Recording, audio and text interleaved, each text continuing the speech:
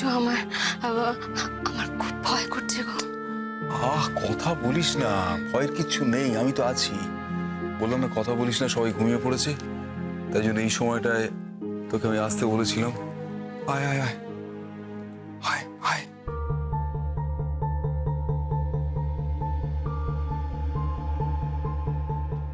জেঠু জেঠু বলছি যে আমাকে দেখলে না হয় যা হয় হবে, কিন্তু তোমাকে দেখলে একটা কেলেঙ্কারি হবে। তুমি আরে কিসের কিসের কেলেঙ্কারি?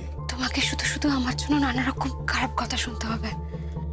তোর কি মনে হয় তোর জেঠু নানান রকম কথা শোনায় কোন রকম পিছপা আছে? কি মনে হয় তোর জেঠু এত ভীতু?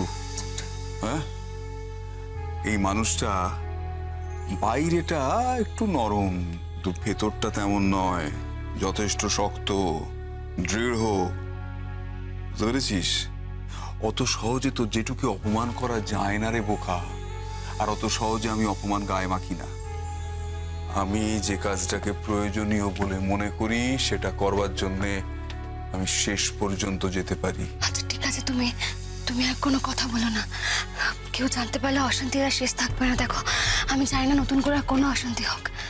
আজকের দিনটা পেরিয়ে গেলে আর আর বোধহয় আমার এখানে আসার কোনো দরকার হবে না। আমি শুধু দূর থেকে জানতে পারবো যে ও ভালো আছে, সুস্থ আছে, তাহলেই হবে। আর আমি এভাবে আসবো না জেঠু। ঠিক আছে, এখন আয় তো, আয় আয়, খুব সাবধানে।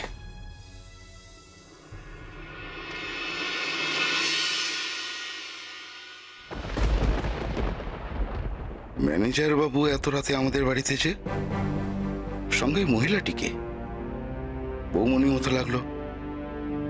ম্যানেজার বাবু কি বৌমনিকে নিয়ে এলেন আমাদের বাড়িতে? ঠাকুর, কতদিন ধরে এই দিনটার জন্য অপেক্ষা করেছি ঠাকুর, কত পুজো দিয়েছি। তুমি তো জানো ঠাকুর, ও মিতুল দিদি যতই ভালো মেয়ে হোক না কেন, সে কখনো আয়ুষ দাদার বউ হতে পারে না।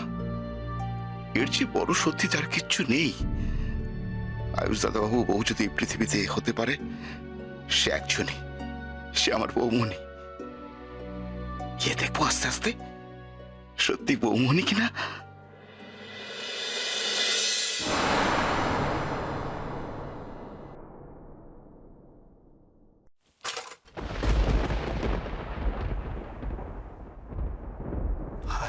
আয় আয় আয়।